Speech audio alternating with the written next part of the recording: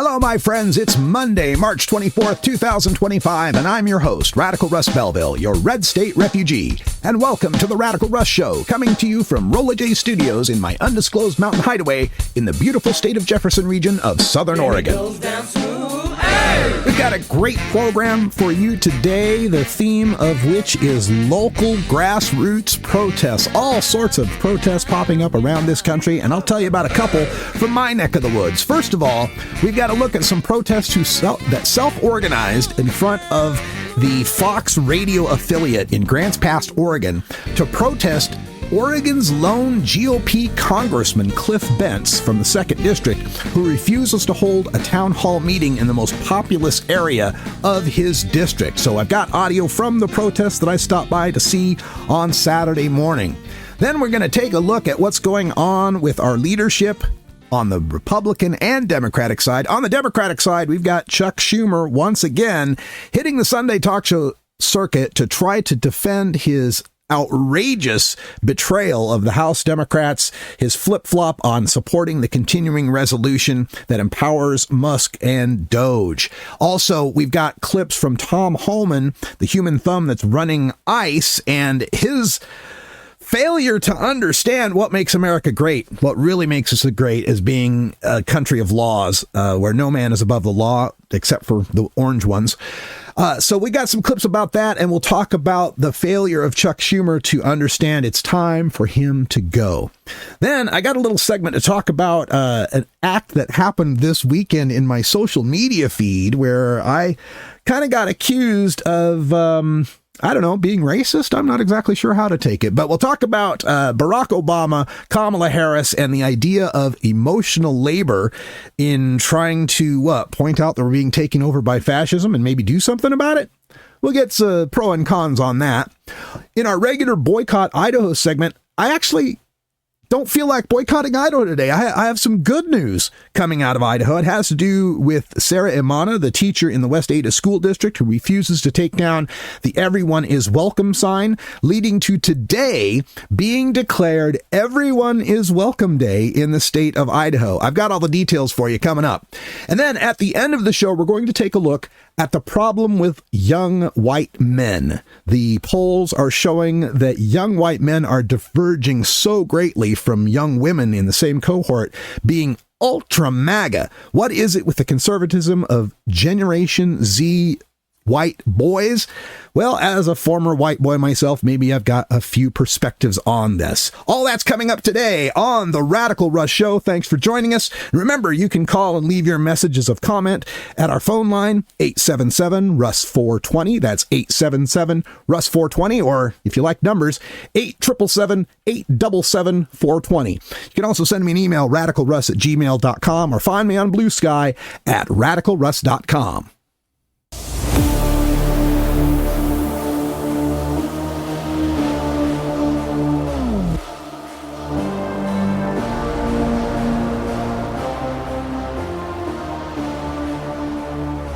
We'll start our program today by focusing our attention on Oregon's lone GOP congressman, and literally lone congressman. There's 6 districts in the state of Oregon. 5 of them are Democratic and represented by women. 1 of them is Republican and represented by this dude, Cliff Bentz. It's Oregon's 2nd district, and it's the geographically largest district in the state of Oregon, encompassing the entire eastern side of the state, the part that wants to be part of Idaho now, and the southern Oregon portion, the state of Jefferson region that I live in. So this is my congressman that we're talking about here. And he's actually one of the few that is he was one of the few who is out holding town hall meetings. He's had town hall meetings on the eastern side of the state in places like LeGrand, Baker City, Boardman, and Pendleton. And these are some relatively small towns. And that's why these town halls have gotten rather heated for Republican Cliff Bentz, because the eastern and southern portions of the state, there's a lot of federal land out there, a lot of federal jobs, and being rural areas, the incomes are much lower. There's a much greater proportion of Oregonians that are living on SSI, on Social Security income, the disability payments, food stamps, all of these things that are being taken to with a hacksaw by Elon Musk and the Doge boys. So the turnout to Cliff Bentz's town halls back in February when he was holding them was about 5 times the usual turnout. And despite the fact that he's out there in Eastern Oregon, he is getting some pretty tough questioning from a very Republican crowd. If you feel as strongly as it appears you do. And so I'm just saying that you have remedies. You also have the safety nets that you're taking advantage of. Now, if we want to continue to be able to afford those safety nets, we're going to have to figure out how in the world to shrink government. So while you're sharing with me your thinking as you did, where was your thoughts on how to reduce our spending? Not to raise taxes, but how to reduce our spending. Raise taxes. Tax the rent! If you have an idea on reducing the spending, share it with me by email. Thank you so much. Next question. That's Oregon's Representative Cliff Bentz at a town hall meeting in Pendleton, Oregon last month, where a questioner's asking about the potential cuts to her Social Security benefits, and his response is, well, what are you going to do to cut spending? As if that's her job and as if that's needed. Love hearing the people respond, tax the rich. What a simple idea. It didn't go any better for Cliff Bentz when he tried to do a town hall meeting in La Grande, Oregon. Harnessing power of the purse. That is unconstitutional. And you're just rolling over? You're okay with that? Well, what I would say is that the president is doing what most presidents do, and they issue executive orders to try to make things. And what will happen, and has already happened, is these issues will be challenged in court. And if they're legal, they will be approved. And if they're not, they will be. So Cliff Bentz was really getting an earful from his constituents when he's trying to hold town hall meetings in Eastern Oregon. I can't emphasize enough how rural and white and Christian and conservative and Republican and MAGA this area of the country is. We're talking long stretches of vast, bleak starkitude where you're more likely to see a cow than a human being. We're talking about places where you leave the town and there's signs that say last gas for hundreds of miles. This is a very empty part of the United States. And for people to be packing the halls in Pendleton and La Grande and Boardman, these places, these smaller towns, you can only imagine what a town hall meeting would be like here in Southern Oregon, the most populous area of Cliff Bentz's 2nd congressional district, and the city of Medford, the largest city in that area. But Cliff Bentz has been doggedly refusing to hold town hall meetings in our area. That's where we come to this weekend. Now, as you know, I am a hobbyist podcaster, which means I do gig apps for a living. I drive Uber, I drive DoorDash, I drive Instacart. So I was out on Saturday morning driving around my typical routes, picking up people and taking food to various places, when I'm driving down the Rogue River Highway, US 99, and on the Rogue River Highway, there are the radio station studios for KJO and a couple of other stations, but they're all basically the right-wing AM, FM talk radio stations, the Fox News type of stations that carry Sean Hannity and the like. So, as I'm driving by, I see a group of protesters outside, and their signs are kind of handmade and small. I can't read them very well, but I can see one of them says Project 2025 and has a slash through it. So I'm like, oh, they're protesters on kind of my side. Okay, I wonder what's going on. So I finished my delivery, and when I came back around down the road, I pulled over and approached the folks to find out what was going on. Radical Russ here on the Rogue River Highway, US 99 in Grants Pass, Oregon. I was driving by here on a Saturday.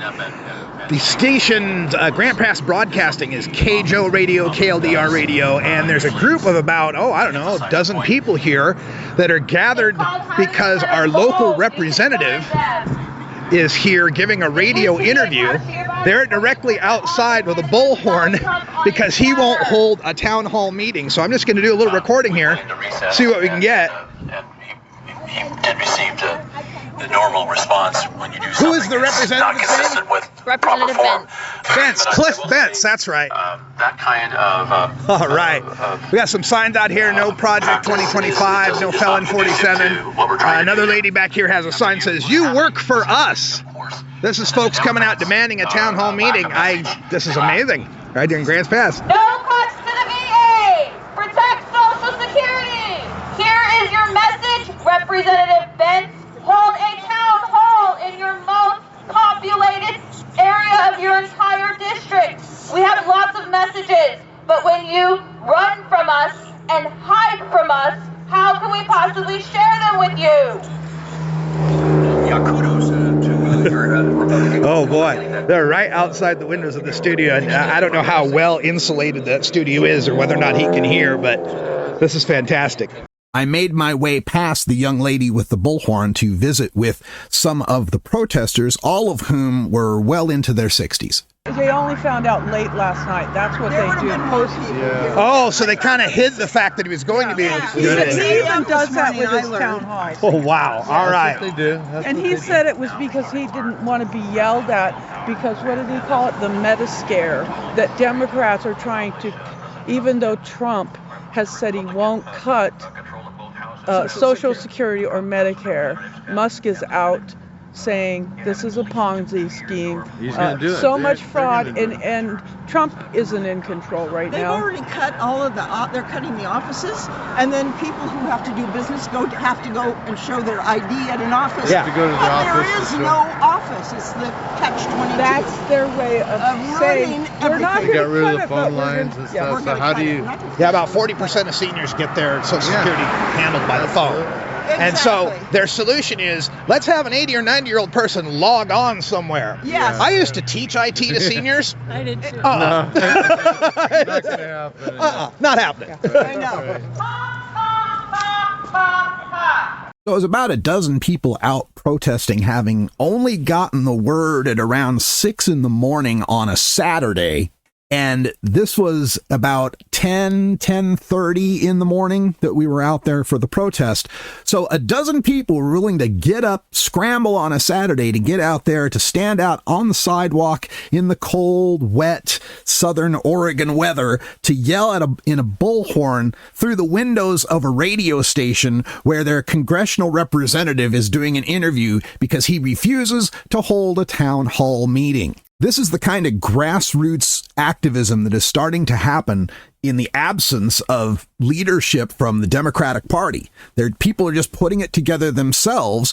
Groups like Indivisible and Move On are self-organizing these things to try to get the word of the people to their representatives that refuse to talk to them. And this is a very, again, Republican area, though the people I were speaking to there were mainly Democrats. This is a very Republican area of the state. So the protest continues. We got to talk a little bit more about how these people all got together. Well, this is great. Are you guys all part of an organized group, just concerned citizens? We just all met each other today. I said, good morning, smart Vanessa people. used to work for the city council.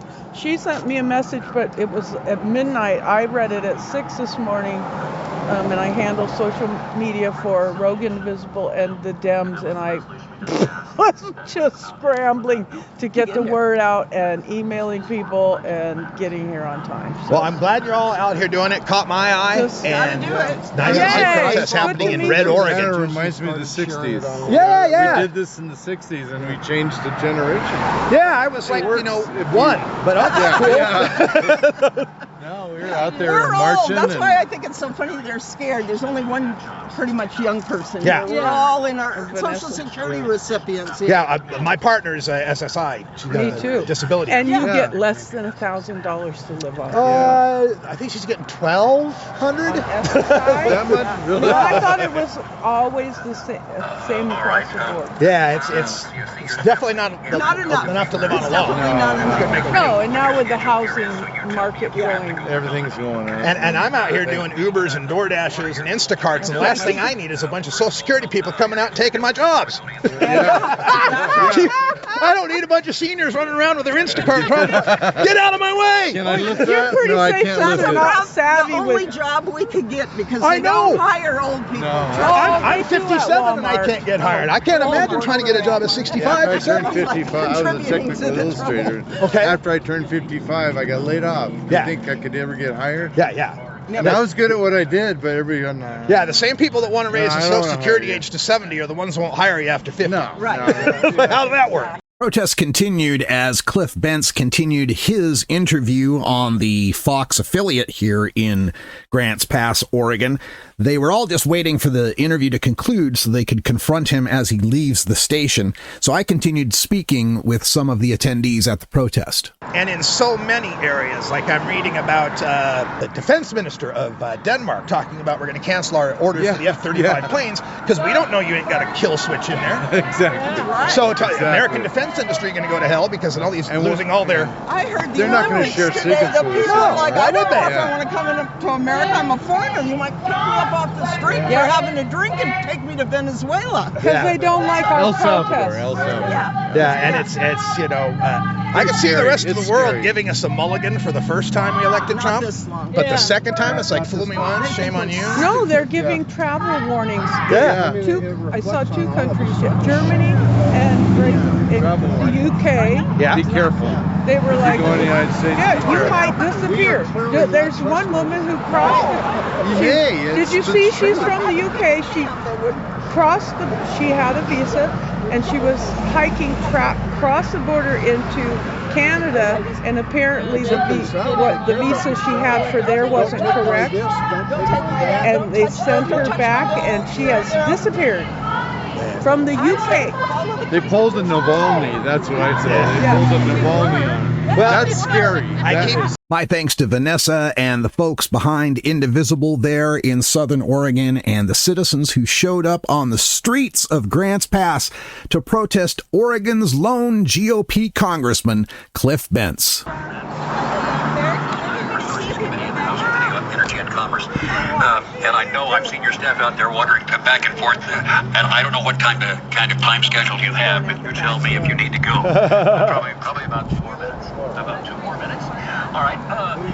Let's talk about what's going to be happening in Oregon in terms of the reductions. I'm concerned about wildfire protection right now with BLM and the Forest Service. What's the status there? Do you know? Right. So we have been told when we have asked us this.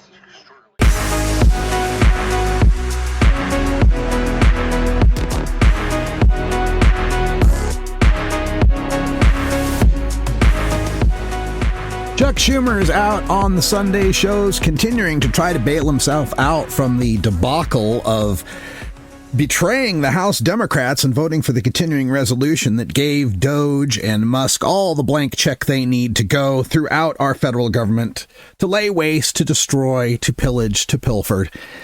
Of course, Chuck's been trying to defend himself, saying it'd be far worse if we let there be a government shutdown, because then only Trump could decide who could come back and et cetera, et cetera. But as Nancy Pelosi noted, Chuck went and gave away the store and didn't get anything in return. Been listening to a lot of the podcasts and shows that have been roasting Chuck Schumer and all the news reports that have been calling for his resignation. And understand, folks, that when we're calling for Chuck Schumer's resignation, it's not from the Senate. Right? We just want him to resign as being the Senate minority leader at this point. It would be a bit of a pay cut. He'd go down from like $193,000 a year to $174,000 a year. Be like a 10% pay cut for a guy who's worth what? Net worth $2 million last I looked. Not a good look, Chuck, that you wouldn't take a small pay cut to get out of the way and let the younger voices rise to the top in this party. But he's been out on the Sunday shows. He was out on Meet the Press describing his plan to allow Trump to just become so bad, the good Republicans will come back to us and help us out. Our plan, which we're united on, is to make Donald Trump the quickest lame duck in modern history by showing how bad his policies are. He represents the oligarchs, as I said. He's hurting average people in every way. And we are, through oversight hearings, we're exposing what he's doing. Through the courts, which I mentioned, we've had some real success in. Through legislation and through organizing in all the districts throughout the country. So that I believe that because the Republicans are already nervous, you know, a lot of them said don't hold town hall meetings.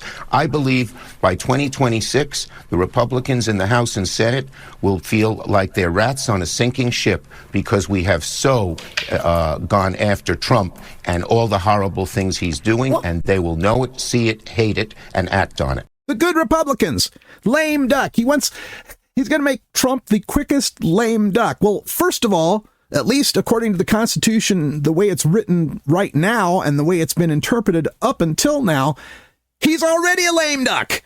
He's already in his second term. That is a lame duck term. and this idea that, oh, he's going to be so awful. He'd be so awful that they'll realize that they're rats on a sinking ship. Oh, you mean like January 6th? Like January 6th, when they were literally attacking the Capitol and Republican congressmen were calling Trump, trying to get him to stop the attack. And he never did. It got to the point where they're running Tom Cotton out. The famous video of Tom Cotton running for his life. They're hiding, getting their gas masks on in the House chamber for fear that the MAGA hordes were going to attack them. And they still stand by him. What bad thing you think is going to happen, Chuck, that's going to be worse than that? They are with Trump. They are all in. They are ride or die. This idea we're going to keep waiting for the Republicans to come to their senses before we do anything. Let his approval numbers drop into the 30s. Not a really good plan when the approval numbers for the Democratic Party are at 27.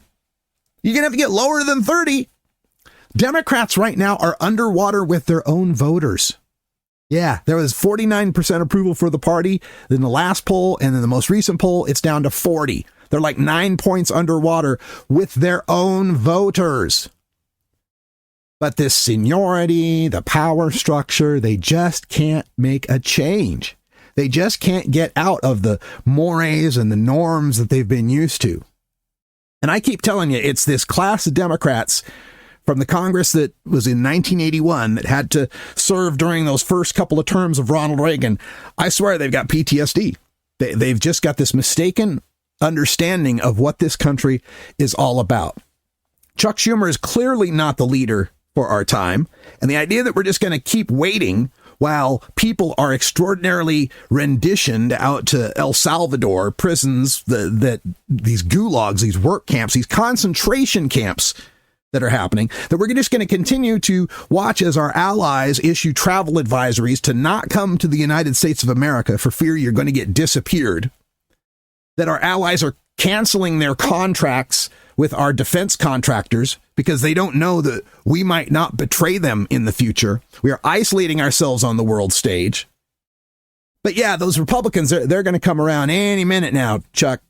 While people are dying, while people are starving, while people are getting kicked out of their houses, while people are getting extraordinarily renditioned, kidnapped, disappeared to El Salvadorian prisons on the mere suspicion that they might be part of TDA, Tren de Aragua. I'm finally getting the pronunciation of that right. TDA. In fact, we had Tom Homan, the human thumb that's in charge of the Gestapo or the SS or what's it called? Oh, yeah, ICE. Yeah. The guy who's in charge of ICE was on Meet the Press trying to defend their actions in removing people from this country with no due process, with no warrants, just on ICE's assumption that they're members of some violent gang, and shipped down to this El Salvadorian prison against judges' orders, against the orders of the court. And we're finding that many of these people have no connection to gangs whatsoever. I was reading the report of the one man who's a gay barber, a gay hairstylist, who couldn't understand why he was there, getting his head shaved, being thrown into the El Salvadorian prison. Other guy who was a soccer player who had a tattoo of a Real Madrid logo on his arm, and they thought that was some sort of gang affiliation tattoo. In you go.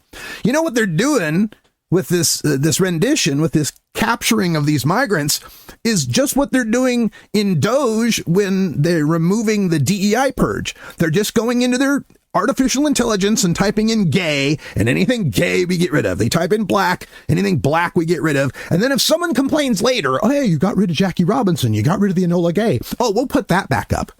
But all the rest of the black and gay stuff, that's gone. They're doing the same thing with human beings now. That's what they're doing with these human beings, Venezuelan migrants. Well, Control F, Venezuela and tattoos, round them up, send them to El Salvador, and then, oh, you were a soccer player? Oh, you're a hairdresser? Maybe we'll let you come back. God, I hope they let him come back. But no due process for any of these people. And Jonathan, is it Carl? The guy who's running Meet the Press now? Anyway, on Meet the Press, he's asking Tom Homan about these folks and their lack of due process. Due process. Where was Lake and Riley's due process? Where were all these young women that were killed and raped by members of TDA? Where was their due process? Well, the people that did that should be prosecuted. Alive on a subway. Where's her due process? Well, sure. The bottom line is that plane was full of people designated as terrorists. Number one. Number two, every Venezuelan migrant on that flight was a TDA member based on numerous criminal investigations, on intelligence reports, and a lot of work by ICE officers. Yeah, okay, so Lake and Riley, the woman who was killed by a TDA gang member, she didn't have any due process. Yeah. And all those women who were raped and murdered by TDA gang members, they didn't have any due process either. So I guess the answer then is for us to act just like them. I guess the answer is for us to sink to the level of a violent terrorist gang and give no due process to our enemies either. That's what these people think. That's where they want our country to be. We are giving up so much of the moral high ground in the world right now by being this country that gives up on due process, gives up on constitutional rights. If they're terrible people, go ahead and take them to court. Get them convicted of the terrible things they did, and then go ahead and put them in prison. Not a prison in El Salvador. I don't see why we can't house people in the many prisons we've got here in the United States. We are the world's largest jailer, both per capita and just overall. We got 4% of the world's population and 20% of the world's prisoners. I think we could make room for a few TDA gang members. But no, they don't want due process. They don't want courts looking at stuff. They pressed them on where's your evidence? Well, we had, numerous intelligence reports and, ICE agents working on this round the clock. And okay, show your work. Show it to a judge. They know they can't. They don't want to. The terrorizing of the populace is the point. The breaking of the law is the point. It's to make us feel helpless, to make it feel like they are invincible. They can do anything. There is no break. There is no stop. There is nothing that can get in their way. And, judging from the leadership of Chuck Schumer, they're right.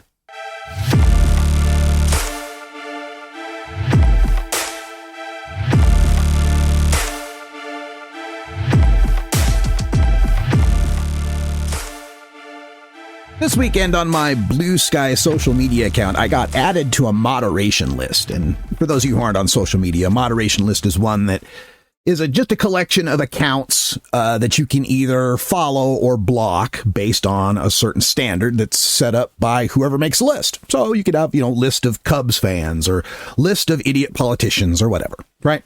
So I was added to this moderation list that had something to do with something called emotional labor But basically, the gist of it was, this is a list of people who are demanding emotional labor from black folks like Obama without putting in the emotional labor themselves.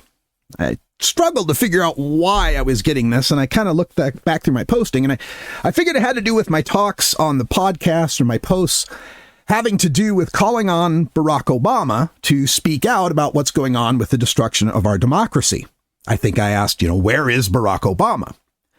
But I think it's fair to point out that as I've been asking this, I've been asking where all of the Democratic presidents and former presidential candidates have been. Not just Barack Obama. I want Biden. I want Obama, Harris, Gore, Kerry, Hillary Clinton. Bill Clinton can stay home, but I want the other 6 of them out there defending our democracy, standing up and putting some leadership into the Democratic Party. But no, it just feels like there's this tradition. There's this tradition that you serve as president or you run for president, and then afterwards, if you win or you lose, if you win, you serve, and then after you're out of office, or if you lose, you just disappear. Bye-bye. Oh, well, we'll see George W. Bush occasionally with a painting. Barack Obama will pop up yesterday to celebrate the passage of the Affordable Care Act. Kamala Harris will go, thank some firefighters somewhere. Hillary Clinton's got a book tour going on, I suppose. But nobody wants to stand up because it's a tradition. We don't interfere in politics after we've been president or run for president. We stay on the sidelines and let the current president, we don't want to interfere in the current president. This is no time for tradition. This is time for break glass in case of emergency. And I think what's so galling about it is the fact that the guy we're fighting about, Donald Trump, didn't follow that tradition.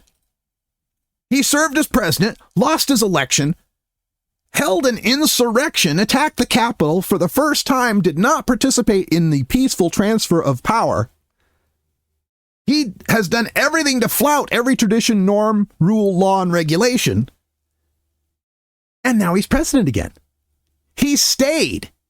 He stayed in the public view. He continued to lead his party. He continued to be a focal point for those who follow him to continue their activism, to continue their interests, and again, re-elect him into the presidency of the United States. So the tradition has already been broken.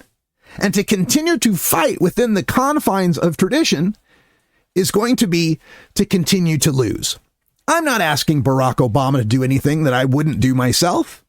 Hell, I'm getting up every morning to talk to you, to talk to anyone who will listen about the need to save our democracy. I think I could expect a little bit of that from the 44th president, maybe, or any of the others that came before. That's part of what the feeling is that the Democratic Party doesn't believe it's shit. Doesn't really believe it. Oh, well, I tried out for the job. I didn't get the job. Oh, well, off to my next job.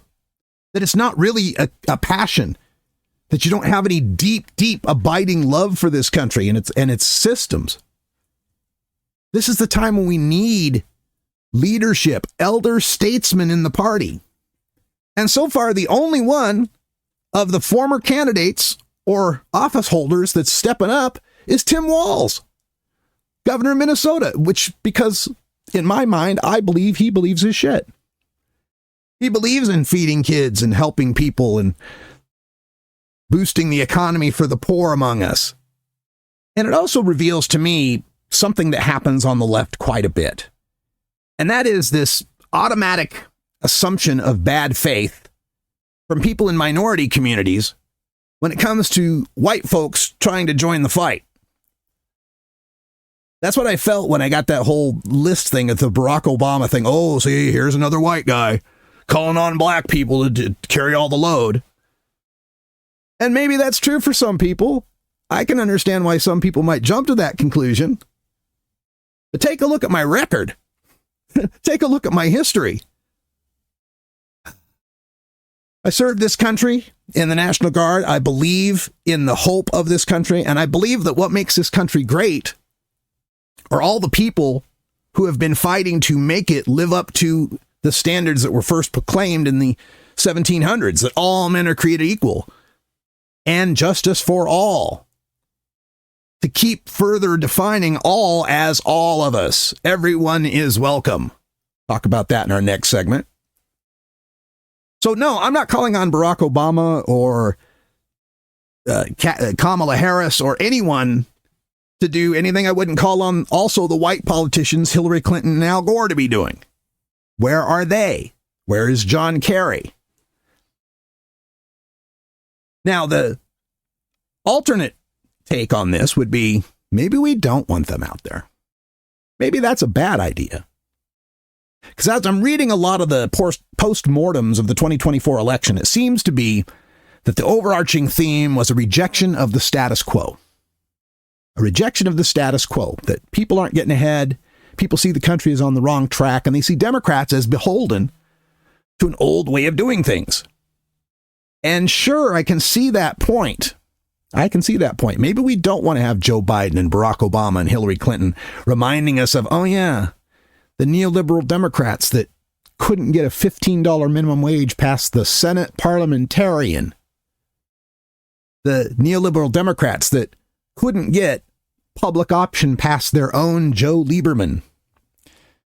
The Senate Democrats who couldn't get rid of the filibuster that was blocking us from codifying Roe and doing all sorts of other things that would be great because they couldn't get past their own Joe Manchin and Kirsten Sinema, who kept telling us, we've got to keep the filibuster. You got to keep the filibuster. What might happen if we're in the minority someday and the Republicans try to do something awful? We got to have the filibuster. And then, of course, the Republicans are in the majority. They've done something awful, and Chuck Schumer gives up the filibuster. So maybe we don't want to be reminded of the elder statesmen in the Democratic Party. Maybe I was wrong. Maybe it's best that Barack Obama stay back in the sidelines. Kamala Harris, stay invisible. Al Gore, John Kerry, Hillary Clinton, Joe Biden, go ahead, retire, jet ski, whatever it is you're going to do. Maybe it is time to turn our backs on them like they've turned their backs on us.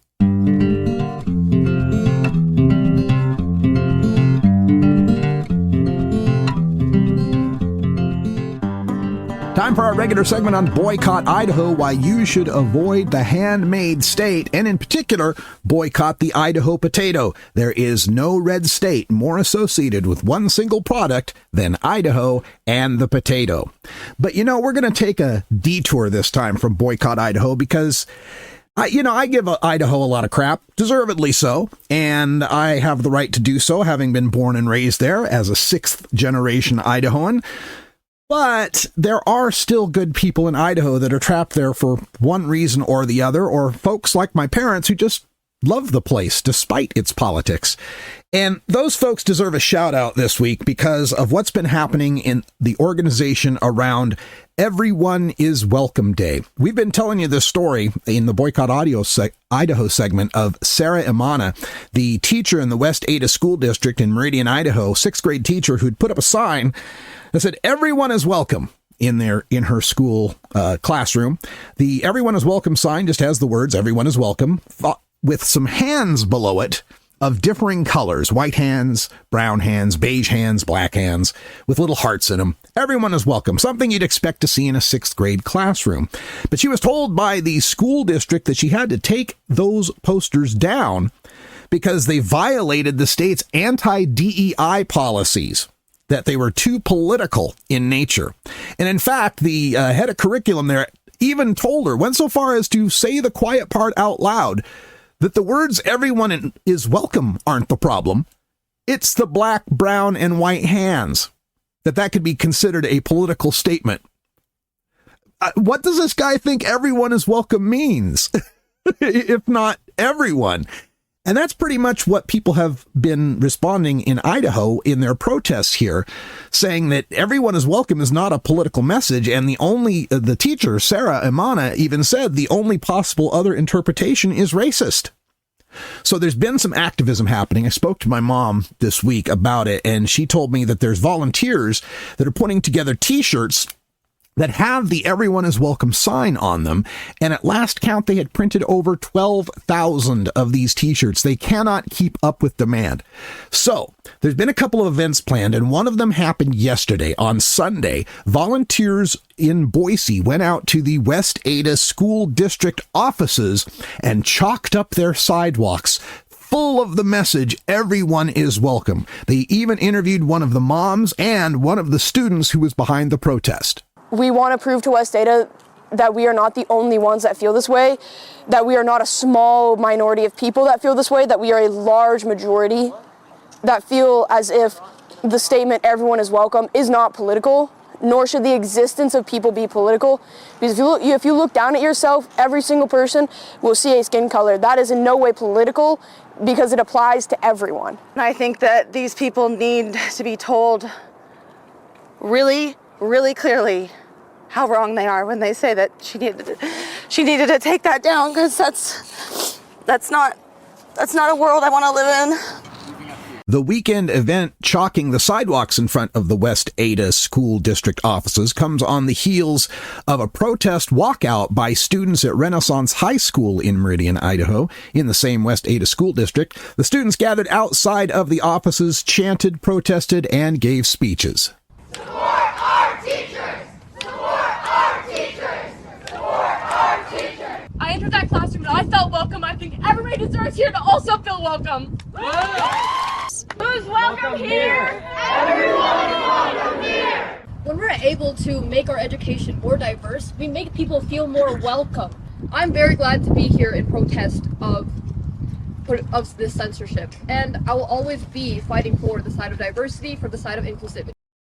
This groundswell of activism in Idaho is culminating today on what they're calling Everyone is Welcome Day. They've got all these t-shirts printed out, over 12,000 of them. They're encouraging everyone to wear them today, including the students in the West Ada School District, who are all coming back to school today on Monday. We'll keep you posted on the developments as they continue in Idaho, but I got to tell you, Idaho messed up here. The West Ada School District really messed up here. This is what they call the Streisand effect on the internet. When you tell people they can't do something, it makes them want to do that even more. Trying to get this teacher to take down the Everyone is Welcome poster was the biggest self-own in Idaho academics that I can remember in my entire history of having grown up and gone to school there. This has brought more attention to the state, and I don't know how these officials are going to backpedal their way out of this. They've got the ultimatum to the teacher telling her she needs to come up with a new poster by the end of the school district, but there's never a or what that I've heard in any of the reports. To think that they would try to fire her after all this national attention seems a little far-fetched. So good for Sarah Inama for sticking to her guns. Good for the kids and the parents in the West Ada School District who are standing up to this hate. And who knows, if they're successful, maybe we'll have to lift this boycott.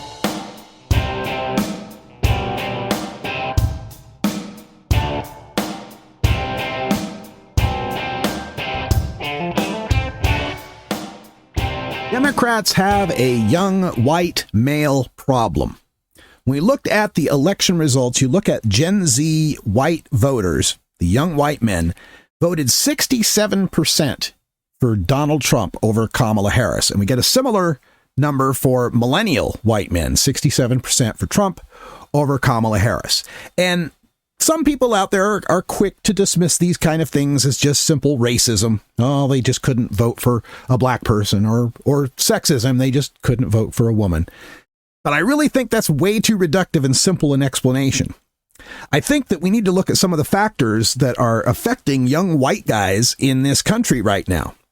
I was taking a look at a Scientific American article. It's entitled, "Why Gen Z Men Voted for Trump." And in it, there's this paragraph that I just want to read you. At the core of all this, I believe, is the antiquated misperception that men must be powerful, breadwinning protectors in their family and broader society. This notion is called hegemonic masculinity. An endorsement of this belief set was the strongest predictor of support for Trump in 2016 and 2020, stronger than voters' political party affiliation, gender, race, or education. In other words, people that have been brought up in the old school macho man, you got to be the breadwinner, that type of masculinity, brought up in that sort of environment, was the best predictor that they would vote for Donald Trump in 2016 or 2020, and I'm assuming probably 2024 as well. So it's this pressure, this relentless pressure that these guys feel in an economy that's not allowing them to be the breadwinners, in an economy where 1 out of 5 young white men, is unemployed, and where they're seeing young women exceed their achievements in college. We have more women college graduates now. And I think a part of this too is just a feeling that as a white guy, as a young white guy, you're the default and no one has your back. It's all up to you to go out and make it in the world. And the fact that you're not making it in the world, it's all your fault and nobody cares. And I bring this up because I made a post on Blue Sky about this. And I noted that if you're a young white guy and something terrible happens to you, let's say you're a young white guy and the cops pulled you over and they roughed you up. Who's got your back? Who are you going to call? Because, you know, when it's a young black guy that gets beat up by the cops, Benjamin Crump is right there. NAACP is right there. Al Sharpton is right there. I can name group after group for just about every minority out there in the country. NAACP, GLAAD, HRC, NOW, CARE, AARP for us old folks. Who's the group that stands for young white men? And when I posted that, I got responses. Oh, boy, did I get responses. I got responses like, well, there are plenty of groups full of young white men. You just can't tell from under their hoods. Right? And that kind of makes my point. The only group you can name that you can think of that focuses on young white guys is the Proud Boys or the Klan or some neo-Nazi thing. So what's a young white guy to think when every other group out there has some group that's got their back, some nonprofit that will have a team of pro bono lawyers ready to go? But that doesn't exist for the white guy. Or think about scholarships. You want to get scholarships to get, have young white men do better in school, right? But you can't make a scholarship for just young white guys. Can you imagine the scholarship? We only accept white people.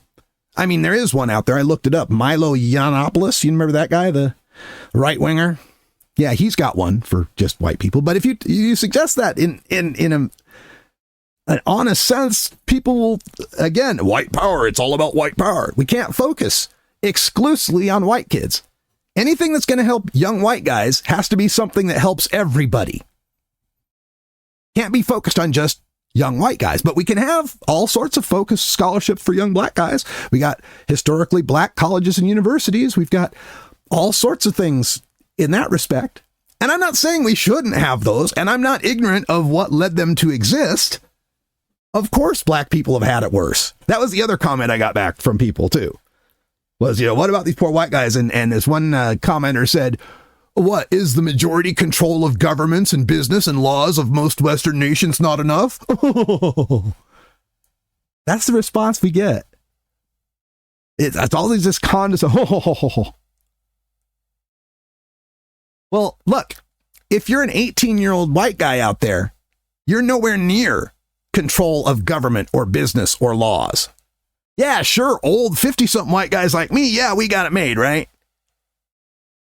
But you can't complain about it if you're a young white guy. Oh, no, because you've got privilege. You've got white privilege. You're so privileged, Mr. Unemployed white guy with a far higher suicide rate than your female peers. You can't complain. You're not allowed to complain because then, you're privileged and other races have it hard. Everybody else has it harder. Oh, you think you've got it bad. Hey, here's a pro tip on winning votes.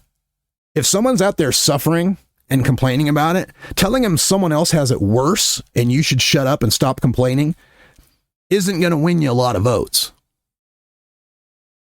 So the thing about this too is that there's a feeling, I can only speak for the folks that I grew up around in the middle of the country in red districts. There's a feeling that the Democrats care about everybody else but you. That's why that Donald Trump ad, you saw that ad during the campaign, Kamala Harris is for they, them, Donald Trump is for you. It wasn't just the transphobia of that ad that hit. It wasn't just the transphobia, which obviously it was transphobic. But it spoke to a larger message. It spoke to a more meta message. And that message being that the Democrats care about they and them. They care about everybody else.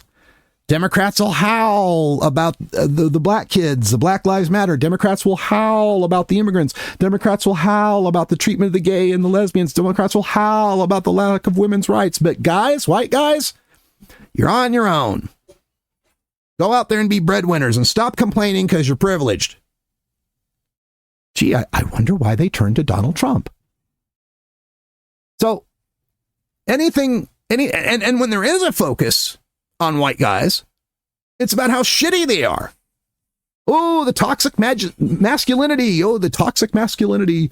The white fragility. Oh, you're so privileged. And meanwhile, all the educational, economic, and social opportunities are vanishing. No wonder when Trump comes along or Joe Rogan comes along or Andrew Tate comes along telling them that they're okay and they're actually really good and they can be great again. It's no wonder they fall for it. What are the Democrats offering in response? It's also part of why this DEI thing, the DEI purge, anytime the DEI or the CRT, why that resonates so well with white America. It's once again the feeling that, oh yeah, here we go. We're trying to find a way to help everyone but me. And they see it as a zero-sum game too. Well, if they're helping them, they're not helping me. And if they're getting the jobs, then I'm not getting the jobs. And so the misdirection of this is to play the colorblind game. That's what this DEI thing is, DEI purge. This is the way they see it on their side.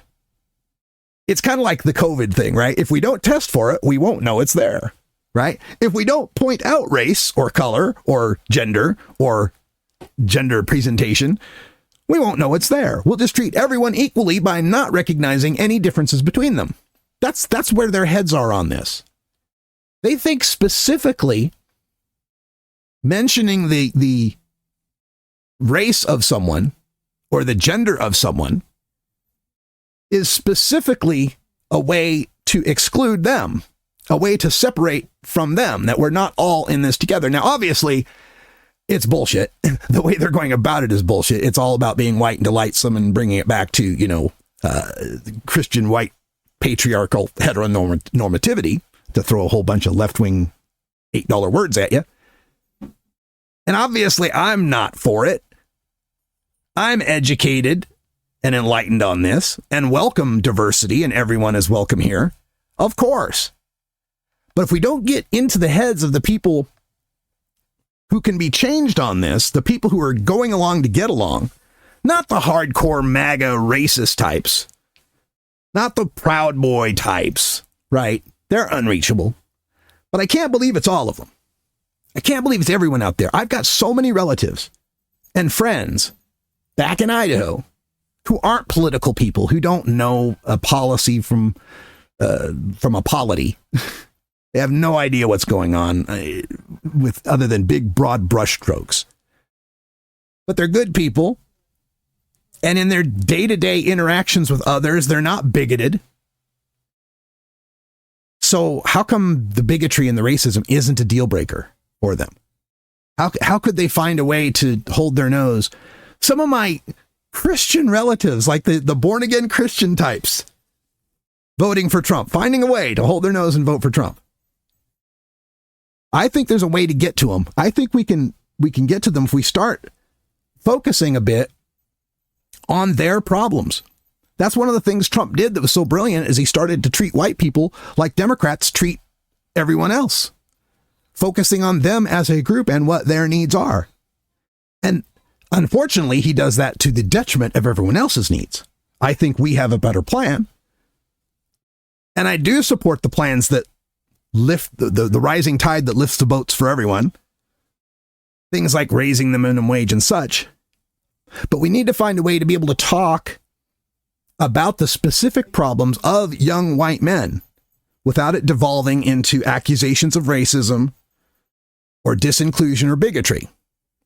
If we want to win any elections in the future, that is.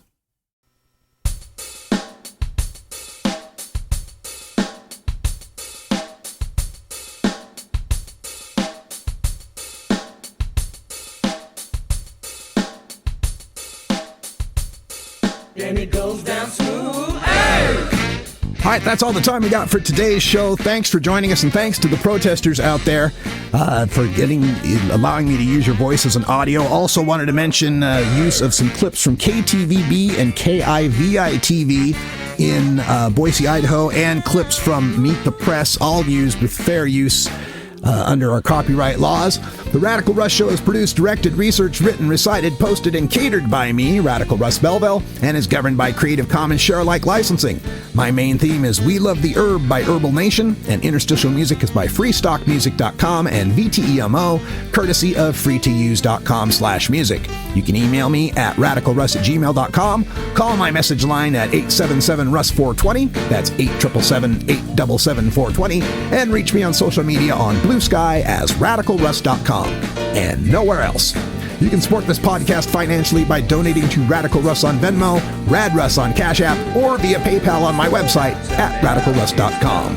Get this podcast on Spotify, Apple Music, my website, or wherever you get your podcasts. Thanks for listening, and until next time, take care of each other.